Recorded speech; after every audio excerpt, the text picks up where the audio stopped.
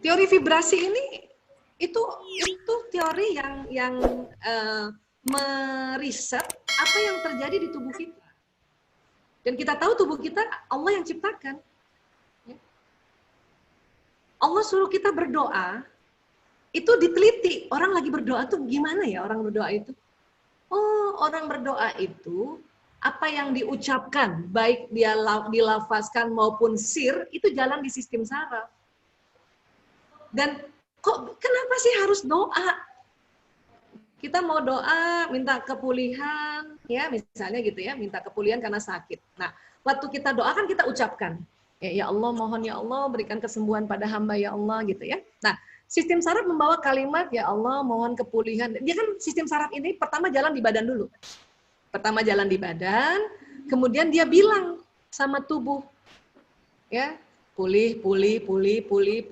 Sel ini ya juga karena atas perintah Allah punya daya pemulihan sendiri.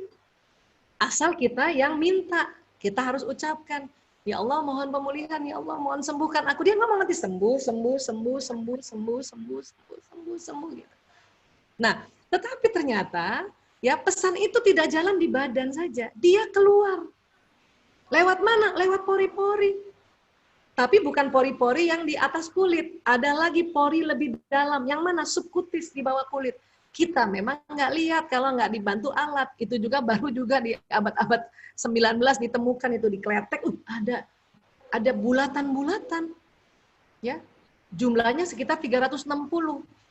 Kalau ibu-ibu senang bekam, itu ada namanya titik-titik hijamah. Itulah pori-pori bawah kulit yang itu mengeluarkan vibrasi, mengeluarkan gelombang. Dan teori gelombang itu sudah diteliti juga oleh Albert Einstein tahun 1905. Einstein mengatakan ya dalam diri seseorang itu ada terkurung energi yang luar biasa. Kalau mau diukur adalah energi sama dengan mc kuadrat. Nah itu tadi massa kali kecepatan cahaya kuadrat. Waduh, ya bahkan diteliti sedemikian rupa bahwa sinyal kita ini nembus dinding rumah. Itulah pas kita minta sembuh setelah badan jalan di badan, ya permohonan sembuh itu jalan lewat vibrasi sinyal ini ke alam semesta dan ditariklah peristiwa-peristiwa yang tambah bikin kita sembuh. Apa ditarik peristiwa? Bisa, nah di sini menarik peristiwa ini sudahlah Allah yang punya kerja itu. Mungkin ditariklah orang yang membawakan dia obat-obatan, herbal kah, madu kah, gitu. Atau pas lagi dia cari obat, sebegitu banyak obat di rumah, tangannya bisa narik obat, oh yang ini nih obatnya.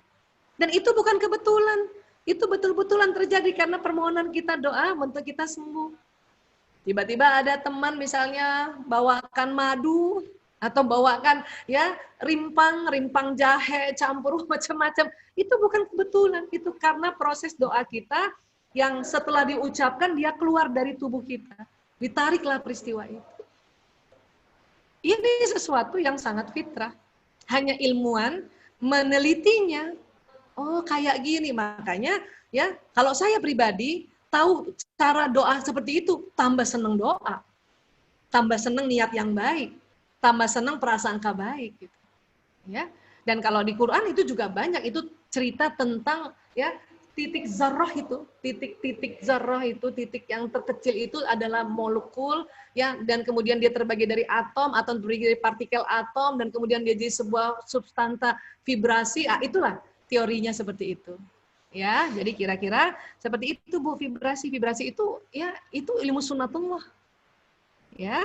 Dan kemudian kalau gimana ya sama anak nih yang komunikasinya diam kalau di rumah teman-temannya enjoy. Nah, ini tergantung. Ini anandanya mungkin masa remaja mungkin. Ya. Bisa jadi dia sama temennya rileks. Makanya dia lebih banyak ngomong. Ya. Tapi sabar aja. Yang penting ibu ya sebagai orang tua tetap senang aja, tetap memakluminya. Bahkan memahfuminya tadi, ya, memahaminya. Oh, ini anakku lagi masa remaja. Masa remaja itu apa kata teman, Bu? Jadi ada pengaruh lingkungan ini ada pembagiannya begini lingkungan ini.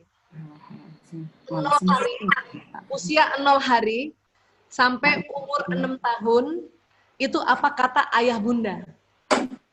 Makanya anak kecil kalau lagi berantem sama temennya, kata ibu aku, kata ayah aku, kan gitu. 0 hari sampai 6 tahun.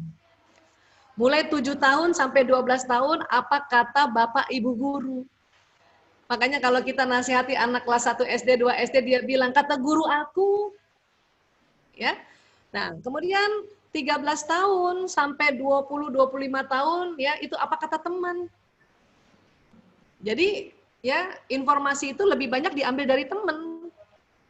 Nah, 25 barangkali ini, 25 nih, atau 20 sudah mulai, umur 20 nih, 21, 22 ya, sampai umur 30 itu apa kata saya.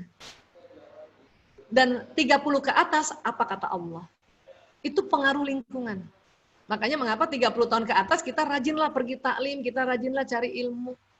Gitu. Dan makanya kalau ibu merasa, oh anak saya kok lebih senang dengar temennya bicara, itu usianya. Ya. Harusnya kita sudah berikan dia waktu dia masih kecil. Itu hati-hati, makanya buat teman-teman ibu-ibu yang masih muda, anaknya masih 0 hari sampai 6 tahun, hati-hati kehilangan waktu apa kata ayah bundanya. Walaupun kita kerja, tetap itu kita harus kasih arahan-arahan, itu pas di situ gitu. Dan nanti pun sampai di titik mereka apa kata Allah. Ya. Ibu Gumi juga tahu lah, saya dulu waktu SMP SMA juga rocker juga ya Bu. Dan ya, tapi itu tadi di titik tertentu apa kata saya, dan nanti pada saat mahasiswa kan apa kata saya, dan nanti ya di umurnya itu udah benar-benar buka Qur'annya benar-benar itu. Ya, walaupun mungkin dari kecil kita sudah ajarkan anak-anak, tetapi pengaruh lingkungan itu seperti itu kira-kira fase tahapan umurnya. Ya, jadi tenang saja, yang penting doain terus. Ya, hindari konflik sama remaja. Ibu makin makin larang makin jauh dia. Ini harus kita, kalau kita mau nasihati anak remaja atau mau ajak musyawarah, itu harus pakai surat Ali Imran 159 itu. Ya, maka karena rahmat Allah engkau berlemah lembut pada mereka. Sekiranya engkau keras dan berhati kasar, mereka menjauh darimu. Ya. Nah, terus dikasih tips oleh Allah itu sebelum musyawarah, maka maafkanlah mereka dan mohonkan ampun baginya. Makanya kalau misalnya ibu lagi jengkel sama anak-anak, ibu harus bilang, ya Allah, mohon lemah lembut ya Allah, saya maafkan dia ya Allah, fulan bin fulan ya Allah, ampuni dia ya Allah. Ya, maafkan mereka dan mohonkan ampun baginya, baru tuh, dan bermusyawarahlah pada mereka dalam satu urusan. Baru kita nasihati, baru ajak musyawarah. Ya. Dan kalau ibu punya anak laki-laki, pantang nasihati anak laki dalam kondisi perut kosong. Jadi ajak makan, Bu. Ajak makan kalau anak laki-laki. Kalau perempuan, ibu nasihati perempuan, lihat siklus menstruasinya.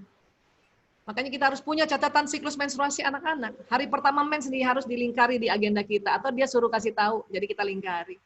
Kalau dia jutek anak perempuan, mau mens itu nggak terima nasihat apapun. Mens hari pertama apalagi. Sampai kapan Bu Aisyah? Sampai hari kelima itu susah banget terima nasihat. Jadi kapan Bu Aisyah?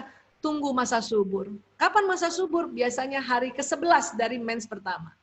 Kalau mens pertamanya 1 Agustus, tanggal 11 itu, 11 Agustus baru enak diajak bicara. Kalau mau kasih nasihat. Tapi ngobrol-ngobrol biasa silakan. Tapi mau kasih nasihat, mau kasih arahan, mulai 11 Agustus sampai 20 Agustus gitu. Itu ada 10 atau 15 hari masa subur anak-anak, perempuan dia mau menerima arahan nasihat dari orang tuanya. Ya, jadi kira-kira begitu. Kemudian, mana lagi ya? Oh, dari NTB ya. Ini gimana Bu Aisyah? Teman kan ada yang individual, tapi harus diajak kerjasama, ya. Ya, ini dia. Ya, satu, kita memang harus paham bahwa ada orang yang memang lebih senang kerja sendiri. Ada orang yang senang kerja bersama. Watak-watak introvert itu lebih senang kerja sendiri. Maka, ya, kalaupun kita mau ajak kerjasama, kita bisa membagikan kerjaan-kerjaan yang dia bisa lakukan sendiri, tidak sama-sama. Mungkin di rumah dia lakukan sendiri. Ya. Entah bikin surat kah atau pencatatan kah. Biasanya orang-orang introvert itu kerja sendiri. Nah, sekarang tapi kan kita harusnya ngajak dia, ayo. Tapi tolong ya, betulin emosi kita yang mau mengajak teman ini. Kalau kita mengajaknya buru-buru atau kesel dalam kondisi marah, maka dia tidak suka. Makanya kalau misalnya kita lihat teman yang kita tahu dia bisanya kerja sendiri, nggak bisa diajak kerja sama, Kita istighfar dulu. Astagfirullah ya Allah, saya sebetulnya kesel sama orang ini ya Allah. Angkat keselku ya Allah. Astagfirullahaladzim ya Allah. Astagfirullahaladzim. La haula wala quwata illa billah. Terus ucapkan itu supaya emosi kita naik sampai di level menerima. Oh, dia memang watak yang kerja sendiri. Udah. Biasanya kalau kita di emosi positif ngajak orang senang. Itulah bagaimana makanya di dalam interpersonal skill itu ya yang paling mendominasi adalah manajemen emosi. Kalau kita mau mengasah interpersonal skill kita, ya. Jadi dekati orang itu dengan kondisi emosi yang positif atau di nafsu mutmainnah. Ini memang harus latihan terus ini, ya, latihan terus, ya.